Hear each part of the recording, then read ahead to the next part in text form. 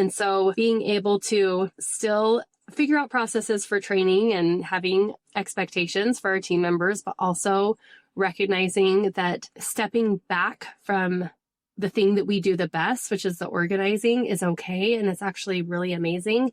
And letting go of some of that perfectionism, still delivering an incredible high value service to clients it's doable and it can be taught. And that really is the mindset shift that helped me to step into more of a CEO role and being excited about making real money in this and recognizing that my talent allowed me to get to this point, even if I'm not spending my days organizing people's homes, which was my original goal.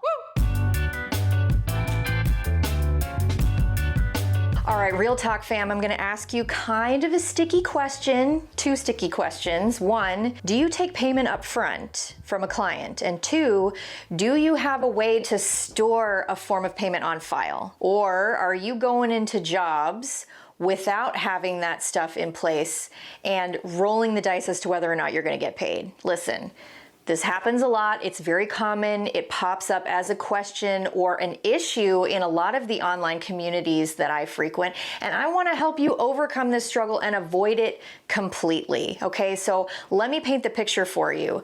You're getting clients, you're going on the job, you're working really hard, and you're doing such good work. And then at the end of the session, the client goes, "Oh my gosh, you know what? I cannot find my wallet. I have no idea what happened to it. Is it okay if I pay you later?" And then you're kind of like, yeah, I guess. You freeze, you don't know what to say, you leave. And now this business that you started that is supposed to give you flexibility and freedom to help people doing something that you love is now a point of stress. You've gotten yourself into a little bit of a situation and it can turn into a nightmare, not just for you, but for them. We want to take care of those details ahead of time so everybody can relax and feel good about the process. Clients actually appreciate that you take care of those details ahead of time so that you can just charge the card on file and they don't even have to think about it. Trust me, my clients tell me this all the time. So I want to be able to help you do the same thing so that we can have an elevated professional experience for our clients, because that's what they deserve and that is what you deserve. My goal is to make sure that you are running a successful, scalable, sustainable 6 or 7 figure business in the home industry, the home services industry. And I know a lot of you are aspiring or new professional organizers, and I want to help you out with some suggestions. So that's what today's video is about. I have partnered with Project to Payment to bring you the details on a piece of software that's going to allow you to process payment, schedule invoices, estimates, all the things. So I want you to stick around and let's get into it. What's up, fam, and welcome to I Speak Organized. I'm Melanie Summers. I'm your professional organizer, ADHD organizing specialist, and your go-to gal for all things pro organizing business. I like to speak organized to give you the tools to conquer your clutter, live life with more purpose, and learn all about the business of tidying. Do me a favor, if you haven't already, take out your little device and tap that subscribe button so that you become a member of the Speaker fam. Don't forget to hit the thumbs up and tap the notification bell so you're notified whenever we post new content every single week. The best place to get started with the I Speak Organized community and all of the resources that we have available for you is to join my free Facebook group. I'll make sure that that link is listed down in the description of the video below. You're not going to want to miss out on that opportunity to join thousands of other like-minded folks to get all of your most burning questions answered. I'm hanging out in there every single week answering as much as I possibly can, but there's a lot of people in that group that are eager and willing to help you out. So definitely click that link down in the description to join us today. The main mission here at I Speak Organized is to give you the best quality tools and resources to level up your business and have a truly successful 6 or 7 figure business that doesn't suck away all of your time. So if you're brand new to all of this and it seems very overwhelming, you don't really know where to start, you have come to the right place. I am your go-to gal for all things pro-organizing business. If you're afraid that you aren't enough, like you don't have enough experience or you don't really have the goods to bring to the table to charge what other people charge or whatever story you happen to be telling yourself, I am here to help you understand that you can be exceptional with the right tools and training. So in just a few minutes, I'm going to talk to you a little bit more about how I can help you with that. But in the meantime, let's get into this juicy interview. All right, ladies and gentlemen, please join me in welcoming our wonderful guests. They're in two different places coming together. We have Stephanie and Jen here from Reset Solutions, and we're going to be talking all about supporting professional organizers in building efficient businesses. Ladies, please introduce yourselves. Welcome to the show. Thank you. I'll let Jen go first. Okay. Thanks, Stephanie. Thank you so much. I'm Jen. I live in Utah. I own Reset Your Nest, which is a home organizing business from St. George, if anyone knows Utah. We have a team of 5, and then I have a team of 19 along the Wasatch Front. I've been in business with Reset Your Nest for almost 5.5 years and have just learned so much. We've had a lot of really remarkable growth and met Stephanie a few years ago, and we discovered together that we have a really strong passion for helping other professional organizers increase their profitability, create better processes and systems so they can work more on their business and not in their business. And so it's just been really fun to still spend the majority of my time running my organizing business, but also have a way that we can give back to the community. So that's a little bit about me. Fantastic. Stephanie. Yes, my name's Stephanie Sikora. I am based in Denver, Colorado, and I started my home organizing company in 2017. We have a team of 8. And we do full service moves and traditional organization. And I met Jen at an organizing conference a couple years ago, and we were fortunate enough to be able to merge and have a partnership, which is really important, I think, in entrepreneurship. So really excited for that and grateful she chose me. Awesome. Yeah. I didn't realize that you guys weren't based in the same area. That makes total sense. Because when I met both of you, we were all together. Yeah. We do travel around quite a bit. So just in terms of how you guys came to the consensus for partnering for Reset Solutions, what inspired you to support professional organizers in this way? What did you feel was lacking when you came together to create Reset? Well, a little bit of our story. So there was a time when Reset Your Nest had big dreams of scaling. And as part of that, our hope was to support the organizing industry by helping other people across the country build a successful company. But at the time, we thought it was going to be really under the umbrella of Reset Your Nest that we would help. We started exploring franchise option and then building up regions. When the franchise option didn't work, we thought we'll have everything in-house with regions. And then I met Stephanie.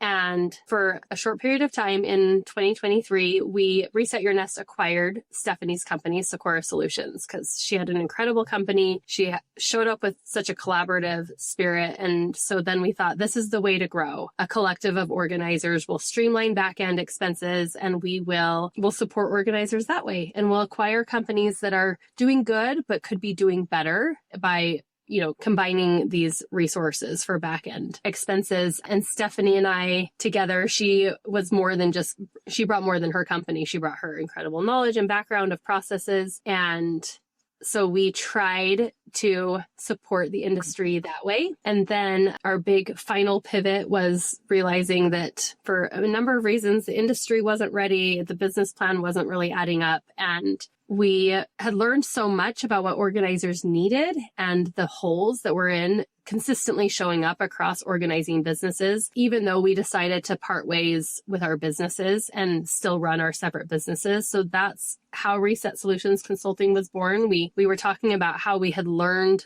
so much and we still really wanted to give back to the industry, but it wasn't going to be in the way that we had originally planned by building this huge empire.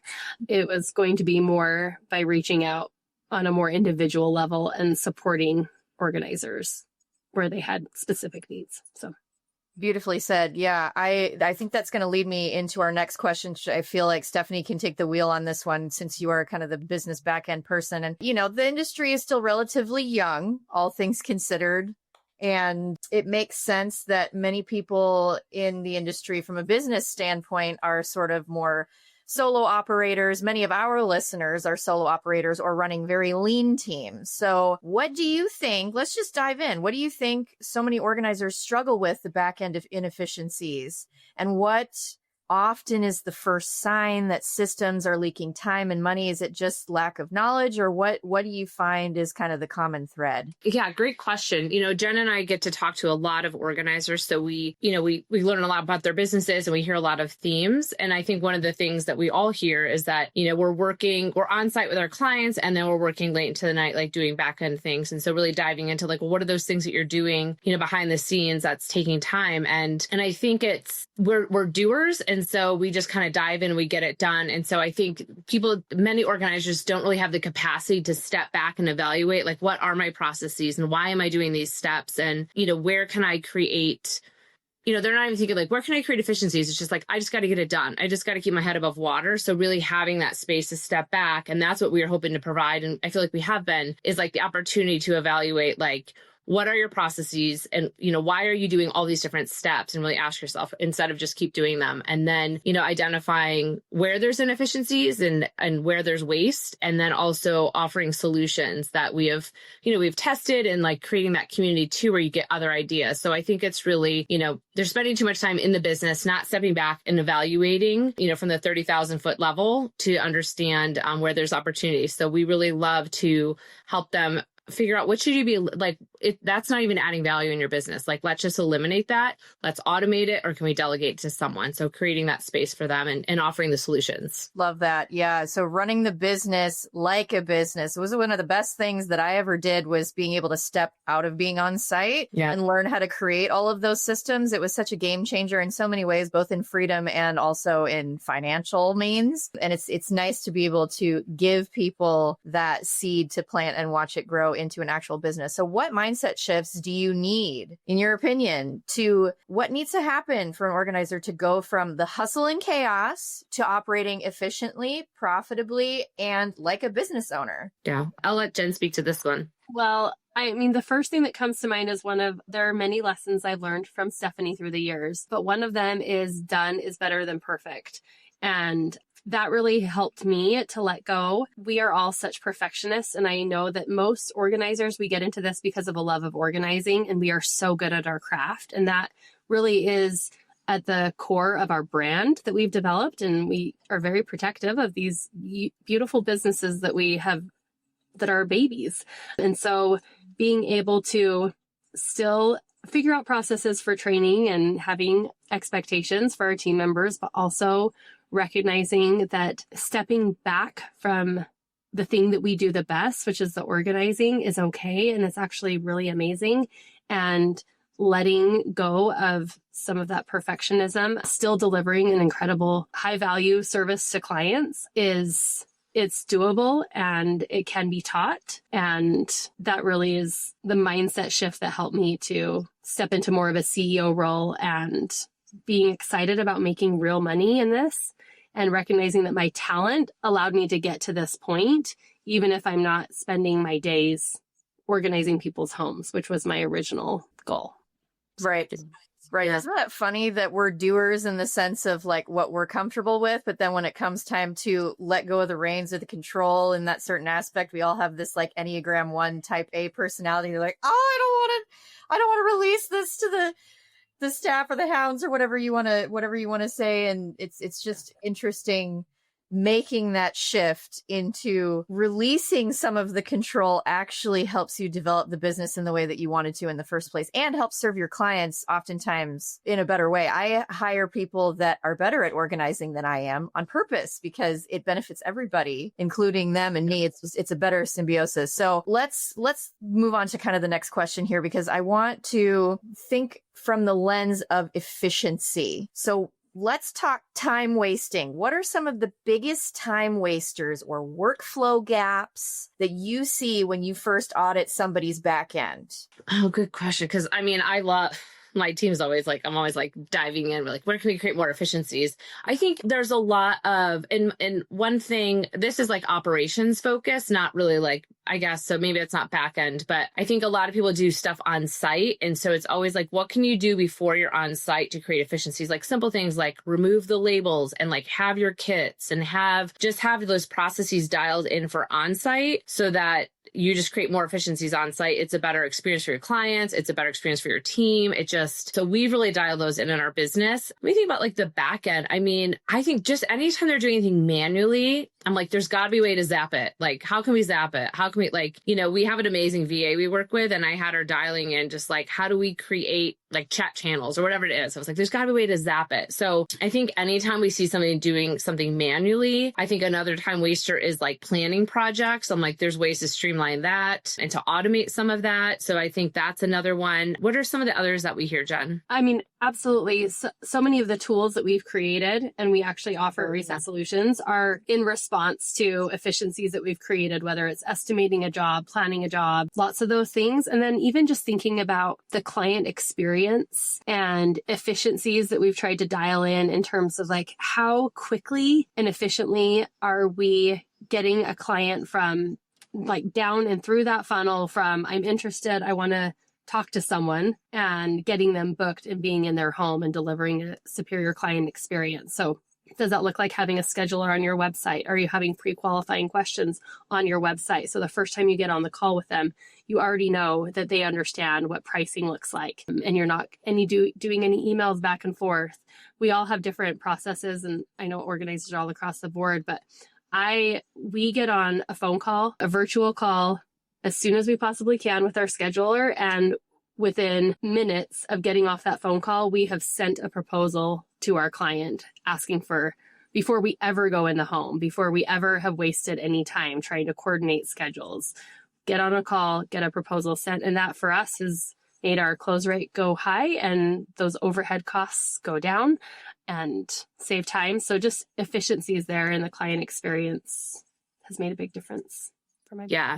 If I can just tag on that, I agree, Jen, that we just did this process with our group where we literally did a process map. And one of the things we were looking at was the like inquiry to like signing the contract process. And there's so much weight. Like we talk to people, they're like, well, then we like send an email and then we send a proposal and then we like hope that they book and and so we've like Jen and I built a tool and it takes a little practice, but to be able to estimate to like what Jen's saying is be able to give an estimate on the phone. And then you can manage any objections right then and there versus like emailing them, praying that they accept it. Then they come back with objections. Then you got to handle it and go back and forth. And it's like a lot of time wasted. And to Jen's point, it's like, it does impact the client experience. So that's one that we've definitely seen. And we've really helped people to like, it shouldn't be 38 steps to get them to sign the contract. Like, how do we get down to like 3?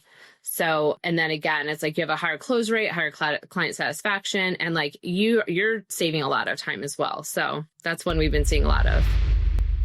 All right, fam, imagine this. You are sitting here in 6 months, sitting right where you are now, and you're running your own professional organizing business that is effortlessly scaling to 6 figures. How awesome would that be? But let me guess, you're sitting here today and you've got that voice of imposter syndrome whispering in your ear, who am I to do this? Well, let me tell you, I have been there, and it is not only possible to overcome those doubts, it is essential because your future clients are looking for you, not anybody else, you. So how do you scale a 6-figure business? It's easy. You stick with me. I got you. It is my honor to introduce you to my Empowered Organizer membership community, which is a game changer for turning your passion into, if you want, a full-time 6-figure gig. We've got done-for-you scripts and resources, collaborative monthly coaching calls, and a supportive community to fast-track your success by avoiding all the superfluous fluff and, of course, all the dumb mistakes that I've made over the years so that you don't have to make the same ones. You're welcome.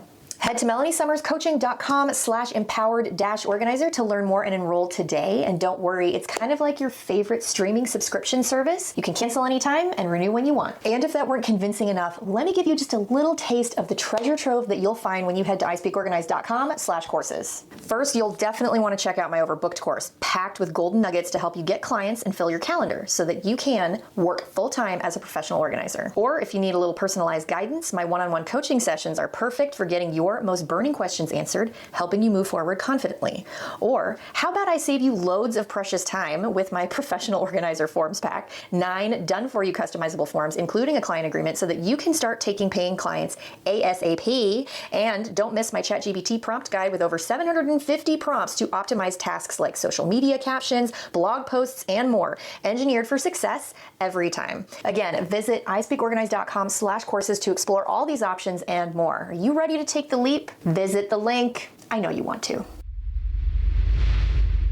Absolutely. Yeah. Being able to close the gap, especially at the very beginning when the client is motivated in this industry, when you're working with people who are either disorganized or extremely overwhelmed, especially with time, getting them in that space where they are hungry and ready for it versus giving them time to talk themselves out of it is so crucial. And for us, dialing that in has been immensely important. So I want to continue talking about rescued hours worked. It's funny because I was interviewing the CEO and founder of a company called AnyDrawer, which creates custom drawer inserts. They're 3D printed for clients. Absolutely amazing stuff, cutting edge, and you get free access to their design software, which is amazing. And one of the things that he mentioned specifically was there are no labels. And so when you said that earlier, like, oh, spend some time beforehand taking the labels off so you're not doing that on site. You don't even have to do that with this. And I was like, please, Chris, tell me more. So I love sharing those little nuggets. So anyway, let's talk a little bit more about rescuing hours work. That's something that's a phrase that you have coined. And so can you share an example, like your favorite time saving, if you can even pick a favorite time saving system or process that has made a massive impact for one of your clients? Please share. Oh, so time saving for the client or for our business? Either one. I mean, Okay. we kind of talked a little bit about some back-end stuff, what you can do behind the scenes to make process on site go faster. So maybe if you want to talk about back-end, whatever comes to mind. Well, I just thought of the one, it's on site, the walkie-talkies. We do not walk around looking for people to ask questions. Like, you radio them, especially in these 10, 20,000 square foot homes, right? You waste a lot of time and it drives me nuts. That's amazing. But yes.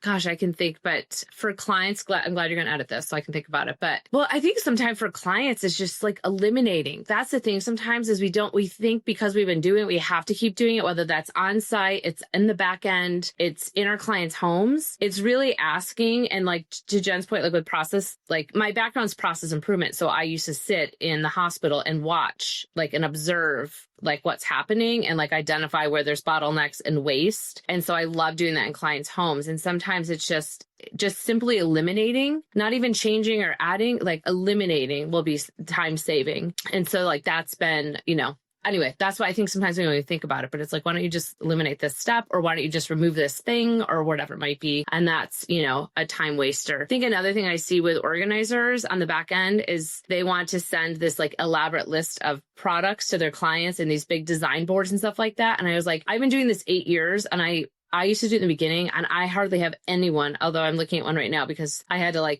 show aesthetically something, but I threw 3 baskets on a sheet. I was like, here you go. But I think we overdo it, and we're and this is, I'm going to find 32 of these acrylic bins. And it's they don't need to know that. They don't need, and the more data you give them, more information, the more they're going to pick it apart. So stop giving the information. So I think that's something is really, and the same thing I think with our proposals, it's we're going to have 4 organizers for 3 hours, and they're going to have lunch at 2:00 for 34 minutes. And I'm like, no, stop giving that information, because then they're I don't think you need 4 organizers. I think you only need 2. And I was like, what do you know? You don't know. So I was don't give them the information. And so I think that's something as well, is just present what you need to give them enough information and to deliver, they have a good experience and they trust you and move on. And that's where and I could go on and on, but that's where having a really good sales process, having really good branding, you've solidified, you are the expert and you know what you're doing. You don't need to continue to prove it over and over and over again throughout this process. So those are just a few. That's so well said. Yeah. Having the ability to streamline is so important. And we've run into that too, where I've had my systems experts come up with these just beautiful systems where they have everything dialed in to the last teeny tiny little drawer insert or what have you. And they send that to the client and say, kind of try to unpack all of that. And the budget for this one space is, $3,000 or something. And people start to freak out. And again, you're absolutely right. They can totally pick it apart. Not necessarily necessary to go into that amount of detail. That's our job. That's what we nerd out about. The clients, we think that they care, but they really don't. They just want it to be done, and they want it to be beautiful, and they want it to be functional and make their lives better. It's about the transformation for them. And so I am so 100% on the same page.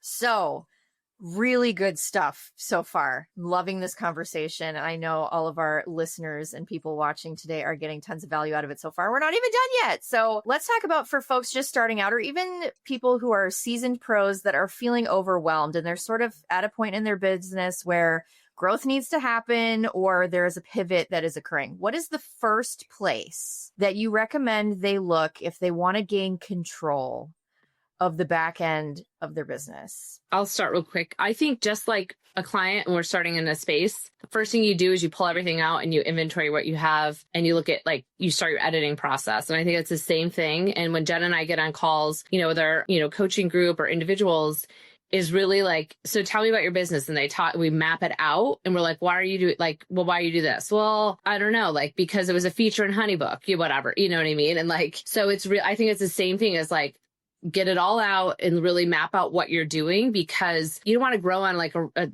shaky foundation and you don't want to continue some of those things that aren't working.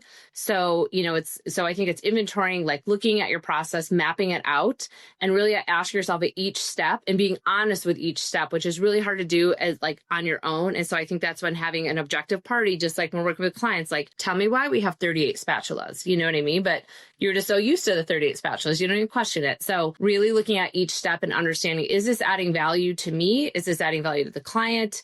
Or is this waste? And how can I continue to do what I'm doing without this? And again, is that automating? Is that delegating? Or is it eliminating? So yeah.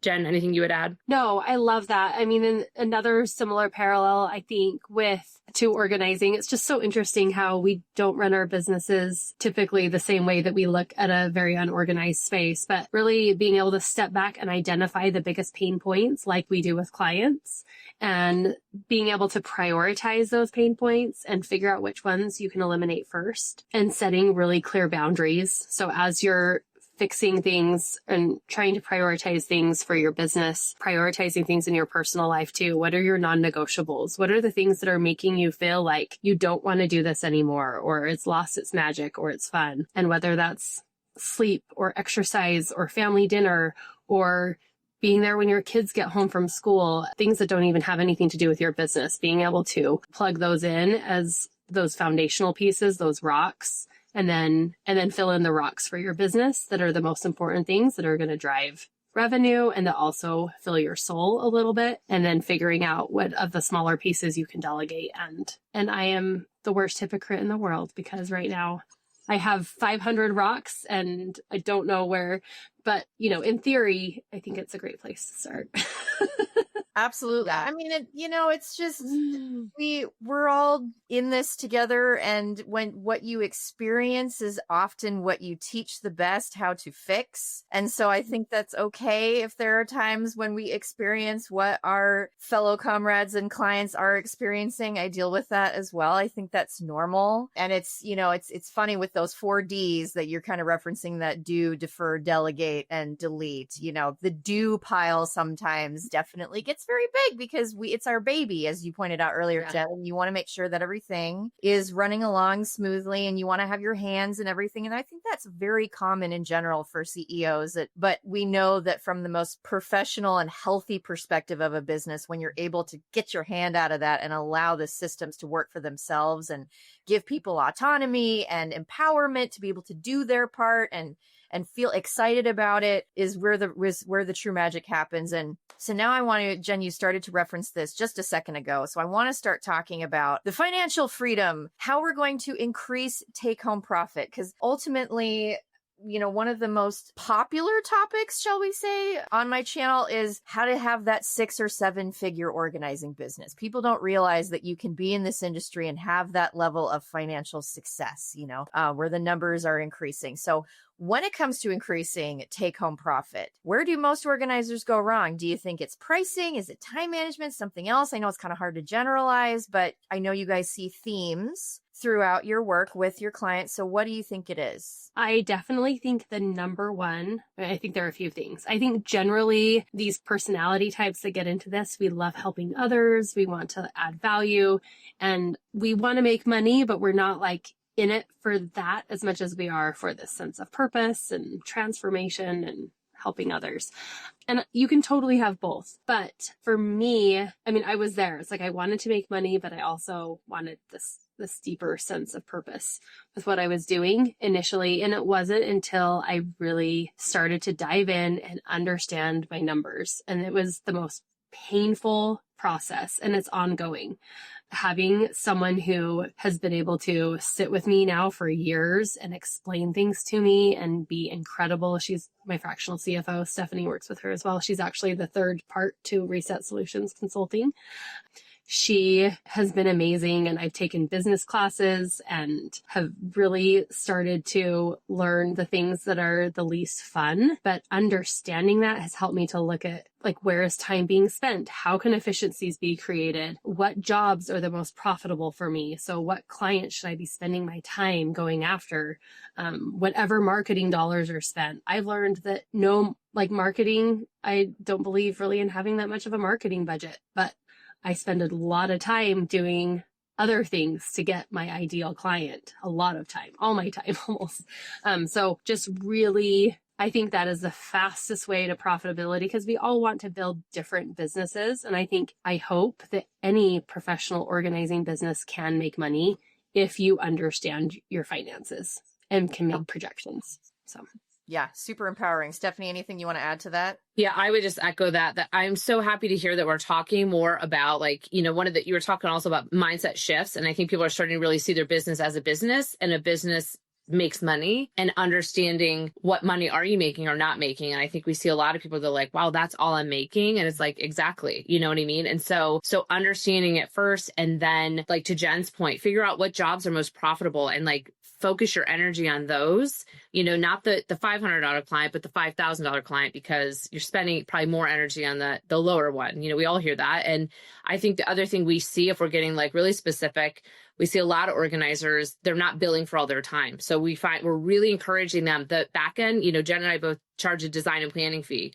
So charge for all that time. And we tracked all that time that we spent behind the scenes. And it was like, wow, our CFO made us, because I was like, no, we shouldn't charge that much. She's like, let's see how much time you're spending. And especially if you're paying someone to do that work too. So I think that's where it's getting them to understand, their numbers, but then also I think really getting them to charge for their time. And so I think that's one gap that we're seeing a lot, and people are starting to do it and they're getting a little pushback. But again, I think it's how you present it.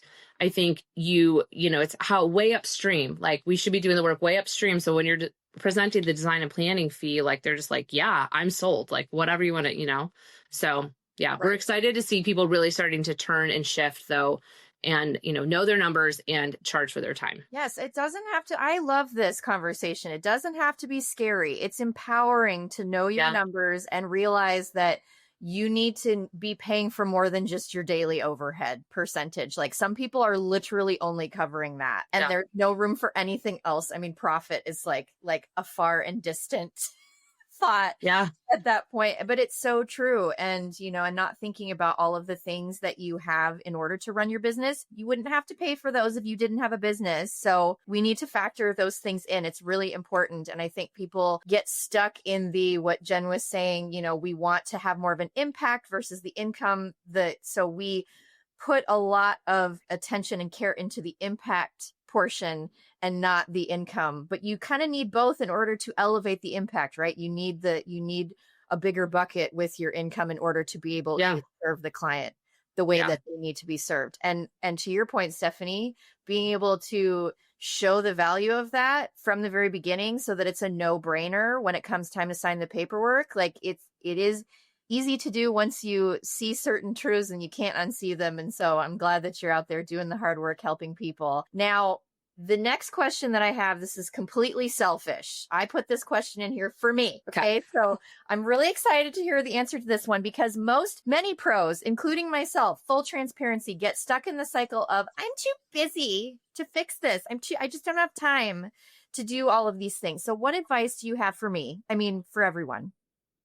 to have someone who knows, this is somebody who knows they need systems, but they feel like they just don't have the time to build them. What is your advice?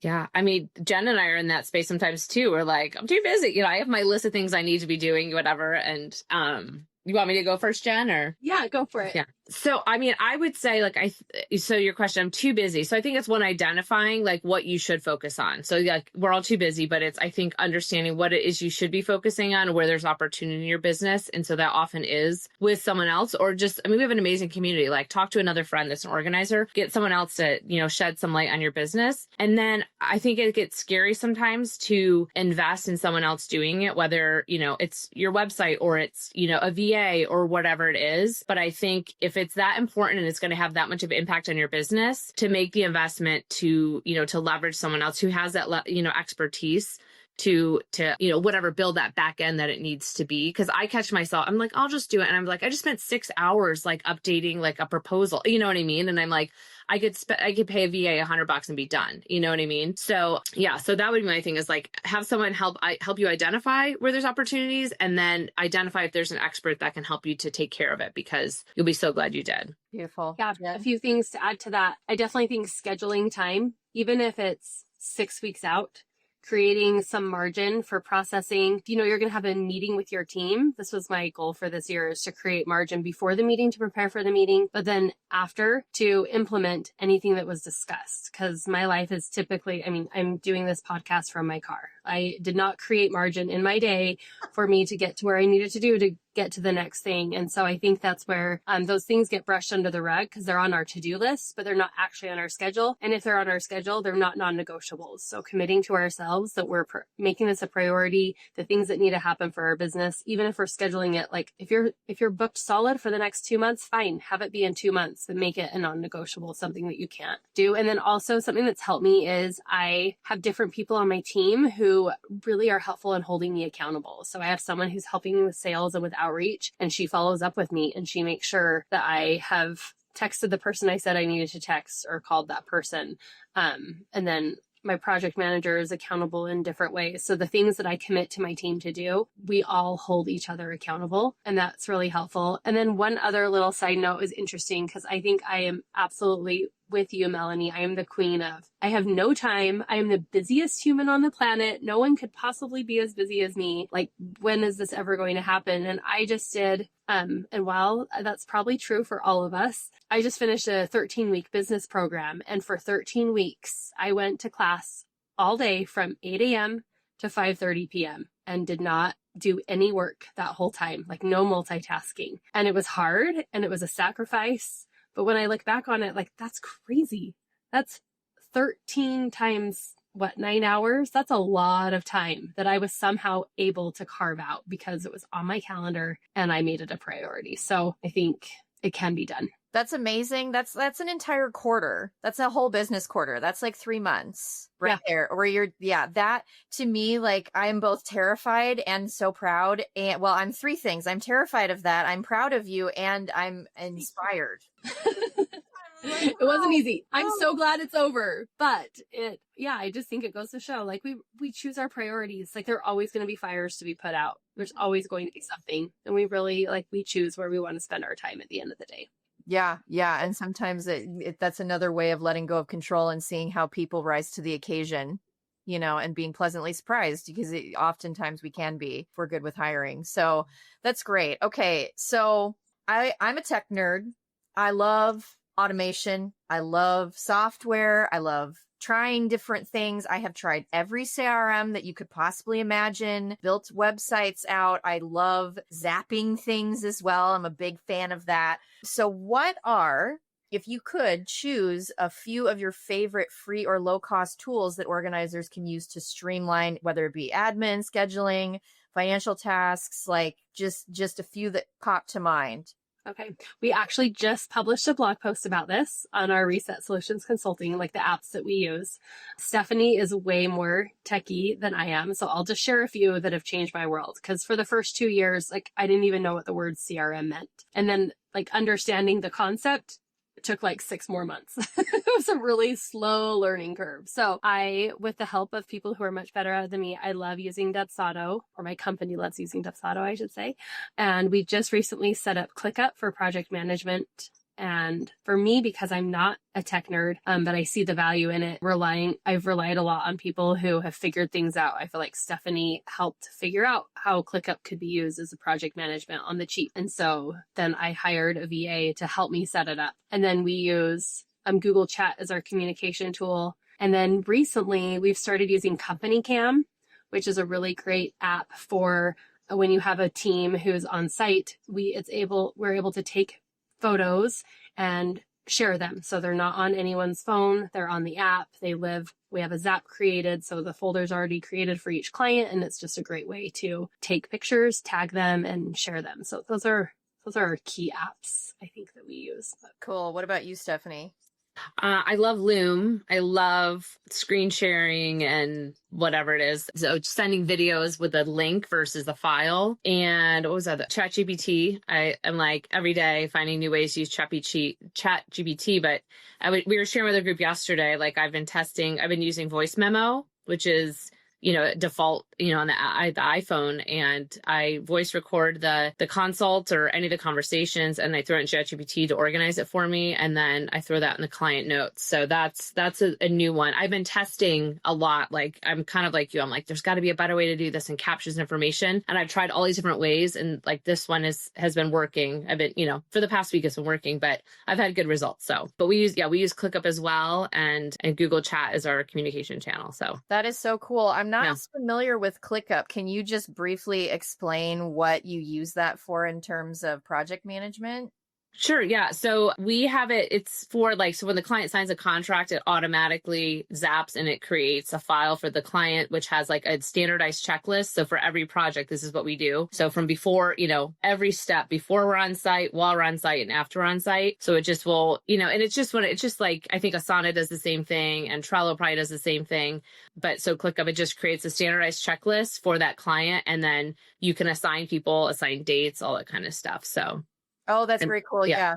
It sounds similar to what we've used with Trello before. My favorite, you were talking about doing voice memo. I have found this AI voice memo bullet, essentially. It's called Plaud, Plaud. And it's a wearable device. And it's like $200, something like that. Not breaking the bank. I use that for all in-home consults now. I don't bring a notebook, nothing. And it just transcribes the entire interaction. And then it will make a voice map for you. It'll summarize everything for you. It cuts out the middleman with all of that. And then of course you have the full transcript if you want to plug it into another language model like ChatGPT. Game changer, absolute game changer. Cause I have high masking ADHD. And so if I'm trying to take notes and work on estimates and whatever else, it ain't happening. And I miss details. Now I don't miss a thing. And it takes I am able to put a proposal together after an in-home in 10 minutes. Just amazing. Incredible. And it catches all the little nuances because of the microphone. It has 2 built-in microphones on it. And so you can catch stuff from behind, in front of you. You literally don't miss a thing. Wow. I'll have to check that out. Yes, you should. Not affiliated. No shameless plug here. I'm not sponsored. I just really love it. Yeah. I'm trying to get sponsored, but we haven't gotten there yet. Okay, so some of these questions here we've kind of covered already, so I'm going to skip over this one.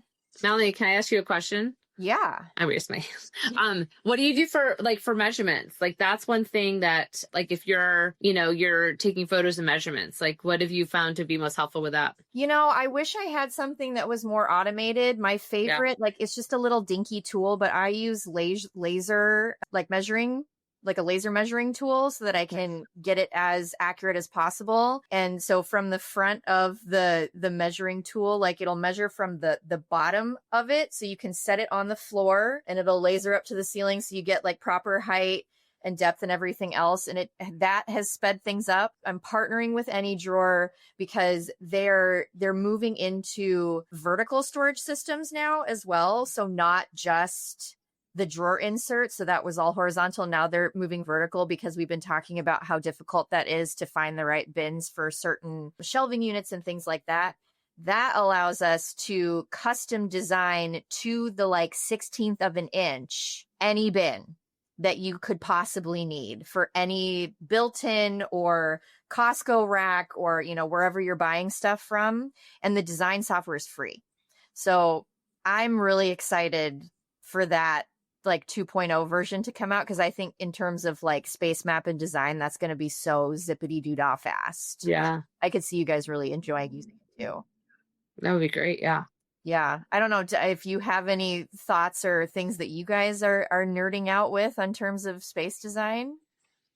Well, I just bought a measuring laser and a laser level. Yes. We'll find it with Waiting next week for like putting labels on. And yes, I've talked with AnyDrawer. I think AnyDrawer looks really interesting. We have a planning tool we use, but we don't really space map. I feel like space mapping for us is like understanding the dimensions and just doing the math and doing like a simple drawing. So we're not very techie there. Another product that I use and love is called Salt by Sabrina. And they do custom drawer inserts, but it's one piece instead of AnyDrawer where they're multiple pieces and they're clear acrylic.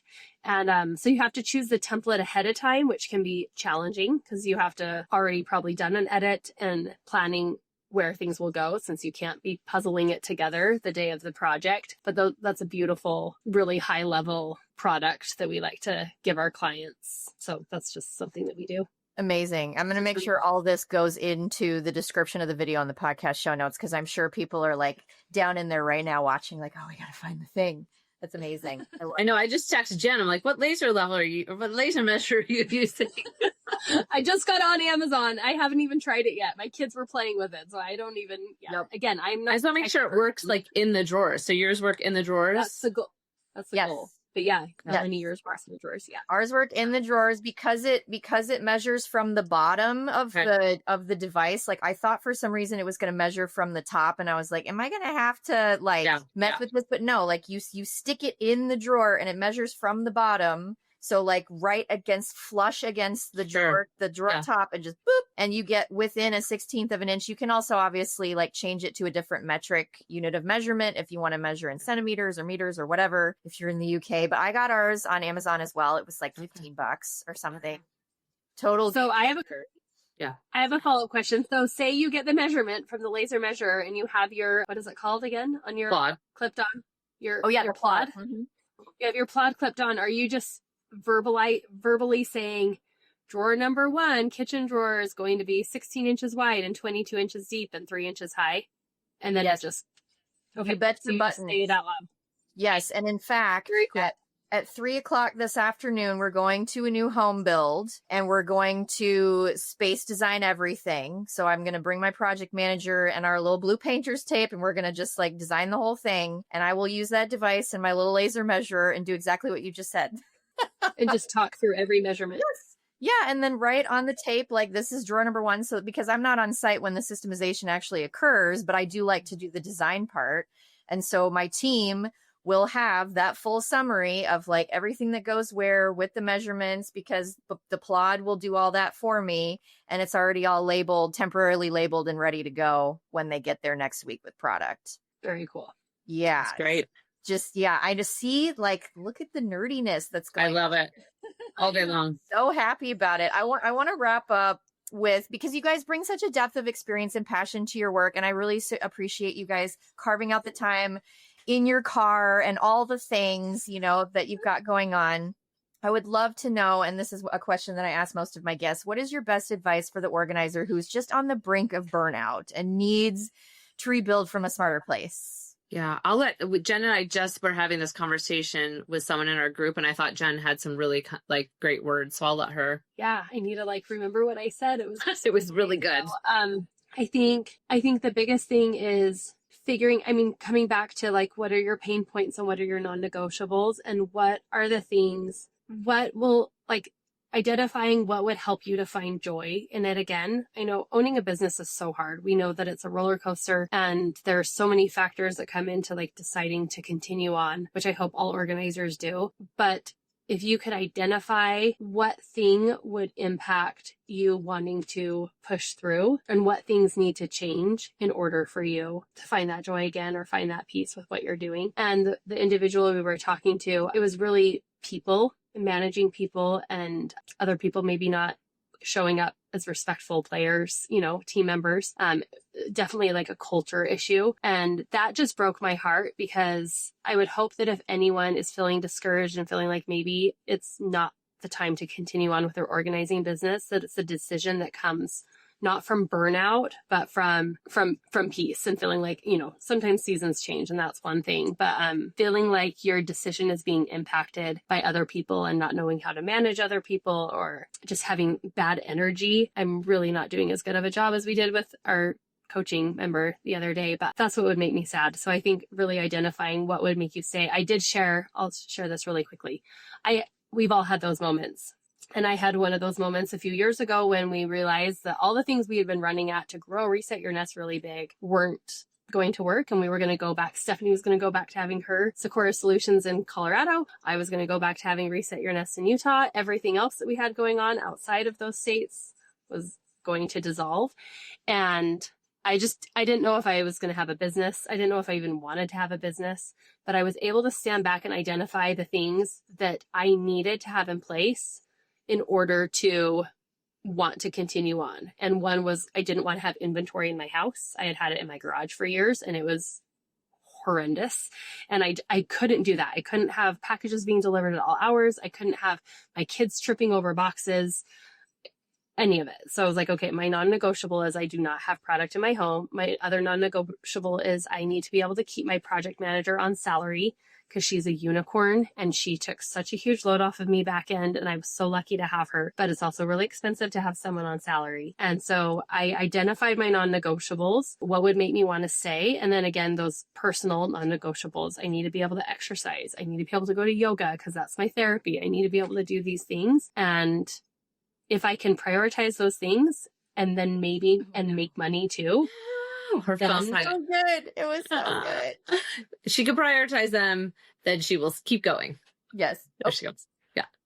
Yes. I'm so sorry. Anyway, if I can create space for those non-negotiables and make a profit at the end of the year. So last year was really a trial year for me. I didn't know if I could do it or not, but I did it and I'm here. So I think those are just some of the things I've done when I've hit that burnout on that wall, really stepping back and trying to identify what needs to change in order for me to want to stay. That's so powerful. Like, just hearing it from your personal perspective, I think is really going to resonate with people. Stephanie, did you have anything you wanted to add to that? Yeah, I mean, I would agree with Jen, is really identifying like what's at the root of the burnout and understanding like, are those things that can change, because I had like a really, like last year was a very big year for all of us, lots of change, and lots of change causes turnover in your company. And I had 3 people leave in 1 month and there were 3 key players. It was a really, really hard time. And, I just remember being like, I said to Ashley, I said, I'm going to give it till December, and to see if I'm going to keep doing this. And so I think there's that piece, like that subjective emotional piece, and just, because I take it personally because it's my business. It's our baby. We all do. And so, but I think also if you can identify some of those, the theme of like backend and your processes, like if those are some of the things that are burning you out, like there are ways to mitigate that and to streamline it. Because if we have a solid foundation, like really building that solid foundation of backend processes gives you more capacity to deal with those things. The people piece, which is not, you can't just put that in a little box, right? And that takes a little bit more from us. So I think it's, identifying, are there things that can be, automated or fixed or whatever? I know I'm starting to sound like a broken record, but if we can create that foundation where those things run smoothly, it just creates the capacity for those urgent things, or when your team, someone's sick or whatever it is, or they're on leave or whatever it might be. So it's identify it first. And if it can't be fixed, you know what I mean? Like if you can't find solution for it, and but before you make those decisions, just really be thoughtful about it, because it's hard for sure. We've all been there. We've all been there. Yeah. And, and a lot of us listening and watching are there right now. There's all kinds of things that happen. Yeah. So I think bottom line is it's good to have this conversation and know that you're not alone. I think obviously having community and support and people that know what you're going through is really essential. And so that kind of brings me to our wrap up here. I want to make sure that everybody, the audience, can connect with you and take that next step towards getting everything under control and knowing that you're not alone, finding your tribe, all these really important things. So for those that are listening and watching and this conversation has resonated with you, you love Jen and Stephanie, Where can we get in touch? Give us all the information. Go. Okay. We have an Instagram account called Pro Organizer Consulting. A lot of people know us through our businesses, but for me, I'm much more responsive on DMs on Pro Organizer Consulting because I know that's where my organizer friends hang out. And so that's where an easier way to respond because I have someone who helps me with the other account. So that's our Instagram account, Pro Organizer Consulting. And then we have a website, resetsolutionsconsulting.com. And we have a group coaching program with, we're actually relaunching it this next month and we're really excited. We just keep listening. Really at the core of Reset Solutions Consulting, it's listening to organizers, what's needed in our industry and how we can help fill gaps. And so that's what our group coaching program really strives to do. And we have lots of tools. Those are all available on our website. We have a blog. We also have a newsletter where we share our latest blog posts. We send that out once a month. So lots of ways that we can stay connected through community. Amazing. Yeah, absolutely. Yeah. And we have several tools. I know a lot of people have community in the organization industry already, which I think is amazing and very unique to our industry, which I'm very proud of. And we also have a whole library of tools, which Jen has built some amazing, amazing tools. So talk about time savers. We have like lookbooks. We have, we have estimator tools, like all these things that we spend hours on in the back end. Like people buy our lookbook and they're like, you just saved me like 20 hours, And so we're like, what are the tools that we use in our business and how do we turn them into templates so people can use them so they can save time and just like keep moving in your business. Don't waste your time, on Canva for 8 hours, whatever, So we have a ton of tools. I mean, speaking from experience, but we have a ton of tools on there that really help, build those foundational pieces in your businesses and create those efficiencies. So those are also available on our website. That's huge. That's so huge. All of this information for those of you listening and watching will be down in the description of the video on the podcast show notes. I have one final question. It's my fun one because I love the interview process. I'm definitely like a little inquisitive journalistic lady. And so I like to do my little cap nod to James Lipton. So this is a really weird question. Sometimes these questions catch people off guard and they're like, I don't know how to answer it. So just do the best you can. Yeah. If your organizing business were a room, what would it look like? And what would be the one object in the room that represents your mission? Do I try to chat GPT that? You can if you want to. Oh, what would it be? Oh gosh. What room? Yeah. What, if your organizing business were a room? Yep. What would it look like? And what would be the one object in the room that represents your business or your mission or, something that's like a core value to you? Okay, I have one. Let's go. Let's hear it. Okay, so if my business were a room, it would be a pantry and it would be the prettiest pantry you've ever seen. Because I know lots of us are very aesthetic, but for me, that's really at the core of what I always wanted to create was something that's very aesthetic. And it's been a journey to get my back end and my business looking and feeling as beautiful as the pantries that I've really created since day one, since before Reset Your Nest even existed.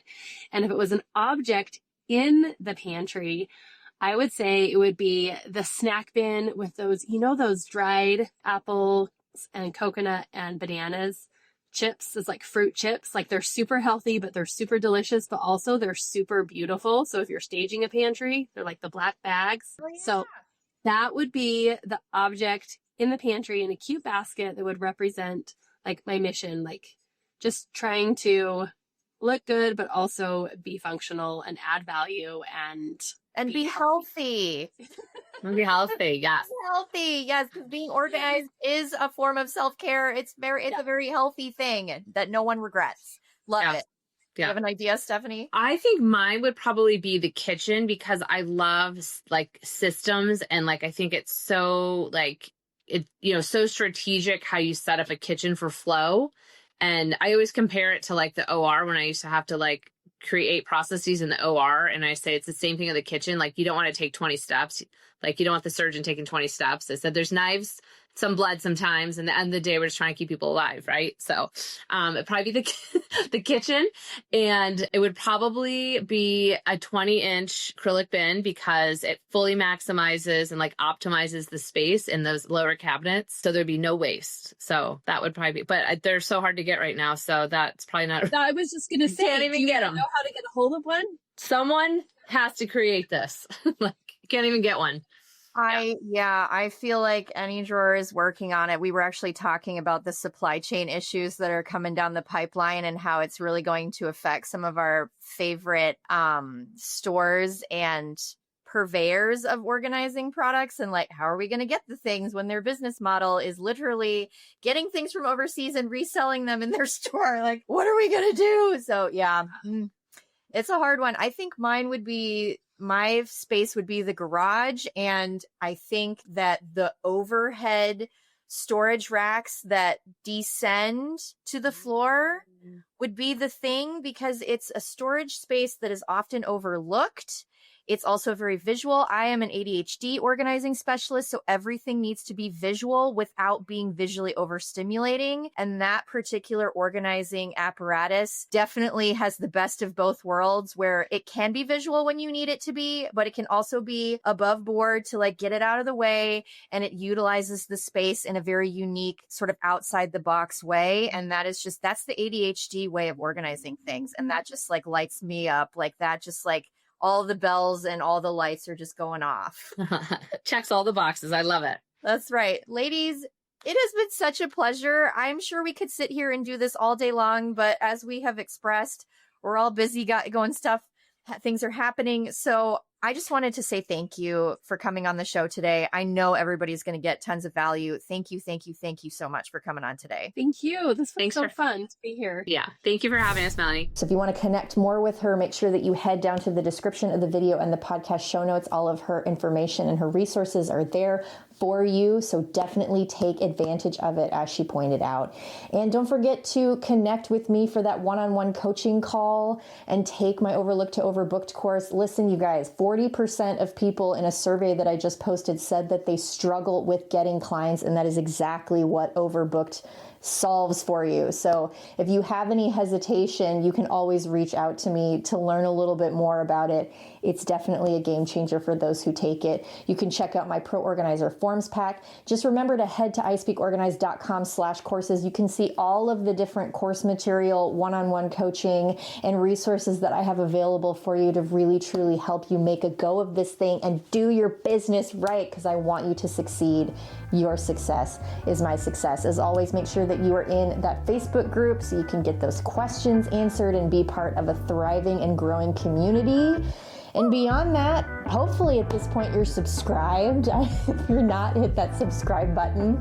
And then I just hope you have an awesome day. And I'll see you guys in the next episode. Take care.